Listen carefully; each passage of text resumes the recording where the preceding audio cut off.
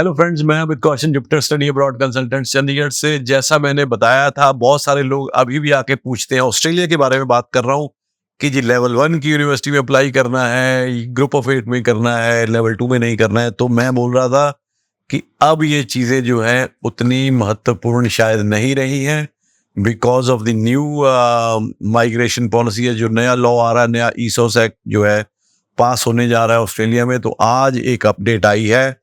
मैं ये स्क्रीन भी आप पढ़ोगे, आपको लगा दूंगा।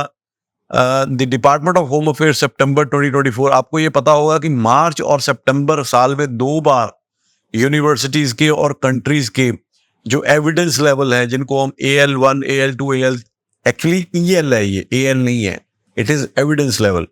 तो जिसके बेसिस पे आप ये चूज करते थे कि मेरे को कई बार ऐसा होता था कि मैंने जाना एक पर्टिकुलर लोकेशन पे था, एक पर्टिकुलर यूनिवर्सिटी पे था, बट कहीं ना कहीं students were forced to choose the university with EL1 level just to get there visa grant और प्रोसेसिंग अर्ली। तो अब ये चीजें जो हैं वो शायद मैटर नहीं करने वाली हैं। तो ये अपडेट आया है 3 अक्टूबर को, जो कि आज का दिन है। Following a review of evidence level outcomes for the period of 1st of July 2023 to 30th June 2024.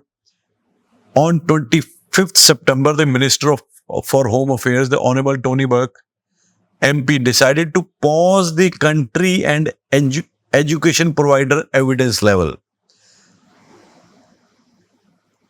जो मिनिस्टर फॉर होम अफेयर्स हैं, मिस्टर टोनी बर्क या बर्के जैसे भी उनको प्रोनाउंस करते हैं, उन्होंने डिसाइड किया है जो कंट्री का एक एज एविडेंस लेवल होता था, उसी तरह से एजुकेशन प्रोवाइडर का एविडेंस लेवल होता था, उसको उन्होंने it was suppose to change on review होने के बाद चेंज होने थे लेवल्स 30 सितंबर को, बट वो नहीं कर रहे हैं। उसको उन्होंने पॉज कर दिया है, keeping in view the passing of Issus legislation, जो कि नई अमेंडमेंट के साथ पास होने वाला है, और रिमूवल ऑफ मिनिस्टीरियल डायरेक्शन 107, जो कि होम अफेयर्स को एक राइट देती थी किसी भी एप्लीकेशन को वो रिजेक्ट कर सकते थे according to this ministerial direction.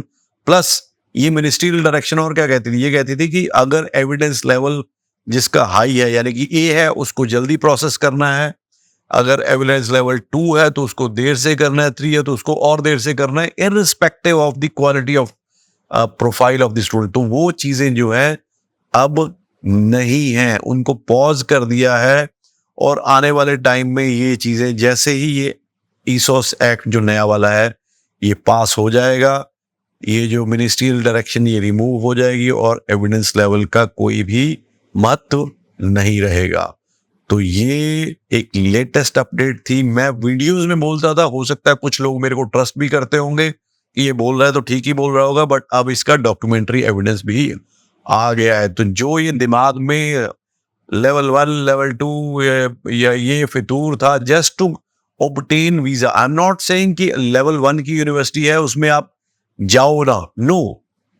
अगर ये हम इसलिए चूज कर रहे थे to just obtain visa and get the visa decision at the earliest, बहुत सारे इसी वजह से ग्रुप ऑफ 8 में अप्लाई करते थे, तो वो अब करने की जरूरत नहीं है, क्योंकि आपकी एप्लीकेशन अब उन बेसिस पे प्रोसेस नहीं होगी। तो ये एक वेलकम अपडेट है एंड उम्मीद करता हूं अब आपके दिमाग में जो लेवल्स वाली गेम थी वो शायद एक रोल प्ले नहीं करेगी, होपफुली फॉर योर अपकमिंग, अगर आपने अभी तक अप्लाई नहीं किया on choosing your desired university, तो it's a very big thing.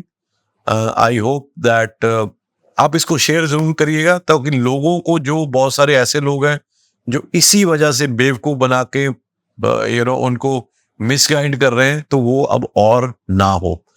और एक और चीज सुनने में आई है, पता नहीं कितनी सच है कितनी नहीं है, जो सो कॉल्ड बड़ी कंपनी है जो ऑस्ट्रेलिया के लिए बच्चे रिक्रूट करती है, एजेंसी है, वहाँ पे जो काउंसलर्स हैं वो किसी न किसी तरह लोगों को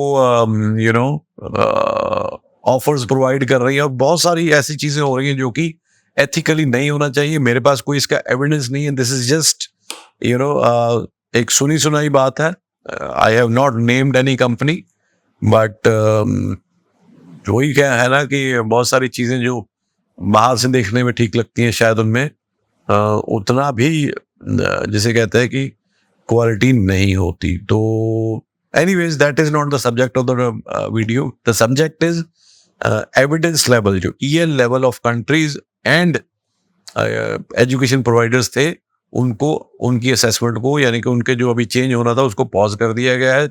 सो आपकी एप्लीकेशन के ऊपर इस चीज का कोई इम्पैक्ट नहीं आएगा at the time of processing.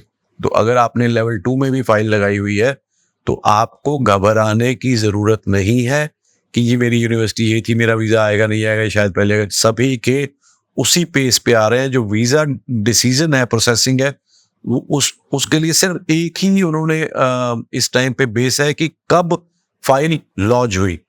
तो ब्रैकेट्स में इस वीक में फाइलें लॉन्च हुई तो इस वीक में इनके प्रोसेसिंग होगी, चाहे वो किसी भी यूनिवर्सिटी में हुई। तो इस तरह से हो रही है।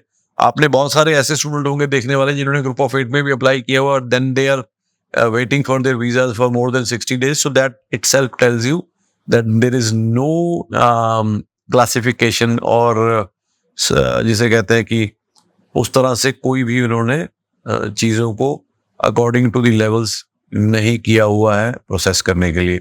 और एक और चीज़ मैं इस वीडियो के माध्यम से आपको बोलना चाहता हूँ कि अगर आप फरवरी इनटेक टारगेट कर रहे हो तो मेरे हिसाब से October would be the last month for you. Application आपकी उसके बाद भी आती रहेंगी, बट अगर वाकई आप फरवरी इनटेक मिस नहीं करना चाहते और फरवरी इनटेक में वाकई वहां पे जाके अपनी पढ़ाई शुरू करना चाहते हो तो आपको इसी महीने अप्लाई कर लेना चाहिए। And what best time then to this time, because Navratri शुरू हो गए, बहुत सारे लोग इसलिए अपनी एप्लीकेशन नहीं कर रहे थे कि जी श्राद्ध चल रहे हैं, जो मानते हैं वो। तो अभी they can start putting their applications और जितनी जल्दी हो सके सारा प्रोसेस करवाइए। एक और चीज़ मेरे दिमाग में आई है, एक लास्ट वीक की बात है, एक स्टूडेंट मेरे पास आई यमुनानगर से अपने पेरेंट्स के साथ। वो बड़ी मेरे को she reminded me of my own daughter, she was 17। तो मैंने कहा यार बेटा तू तो बहुत छोटी लगती है, तू रह लेगी वहाँ पे जाके? तो किसी ने उनको बोला जी 17 है, अंडर एज है, जा नहीं सकती है। तो आज we are sitting on Thursday, उसकी अनकंडीशनल ऑफर लेटर आ गई है। हमने सारे फंड्स एवरीथिंग जो था उनका एप्लीकेशन में टिप टॉप करके भेज दिया एंड कोई इंटरव्यू नहीं हुई, कोई कंडीशनल नहीं आई। सीधी unconditional offer letter for bachelor of food science and nutrition. तो अब आपके ऊपर है, आप कैसे करना चाहते हो, क्या करना चाहते हो। और अगले वीक में शायद एक ऐसा प्रोग्राम जो है मास्टर डिग्री लेवल का आपको मैं इंट्रोड्यूस करवाऊंगा with the distinguished professor of that university. हमारी ऑस्ट्रेलिया से जूम के ऊपर लाइव हम करेंगे, जिस प्रोग्राम के दौरान ही आप $40 to $45 पर आवर उसी यूनिवर्सिटी में कमा सकते हो। तो आपको पार्ट टाइम जॉब के लिए प्रोग्राम के दौरान, यानी कि पार्ट टाइम जॉब में $40 to $45 per hour in Australia कमा सकते हो उस डिग्री के दौरान। और कौन देगा पैसे? वही यूनिवर्सिटी देगी आपको। तो इसके लिए सस्पेंस है, जुड़े रहिए हमारे चैनल से और अगले हफ्ते वो वीडियो आपके साथ जरूर शेयर करूंगा। और उसमें एक ऐसा प्रोग्राम है जो कि एक गेम चेंजर प्रोग्राम होगा और उसमें काफी बैकग्राउंड वाले स्टूडेंट जो है अप्लाई कर सकते हैं। $12,000 की पर एनम उसमें स्कॉलरशिप होगी। ऑस्ट्रेलिया में वो जो उनकी लैब है प्रोग्राम की, वो नंबर 1 इन ऑस्ट्रेलिया है, नंबर 1। बहुत सारी चीजें हैं जो आपसे शेयर करूंगा। तो उम्मीद करता हूं आप हमारे साथ जुड़े रहेंगे। और ये जो लेटेस्ट बिग अपडेट थी ये आपको मैंने दे दी है, इसको ज्यादा से ज्यादा शेयर करिए। कोई भी आपको एडमिशन रिलेटेड हेल्प चाहिए तो हमें आप कांटेक्ट कर सकते हैं, आप विजिट भी कर सकते हैं, आप ऑनलाइन भी अप्लाई कर सकते हैं। whichever way you want to do it, you are most welcome। And ये ध्यान रखिए कि अगर आप ऑन टाइम अपना वीजा चाहते हैं फेब इनटेक का, तो I think you must apply in this month. Thank you so much.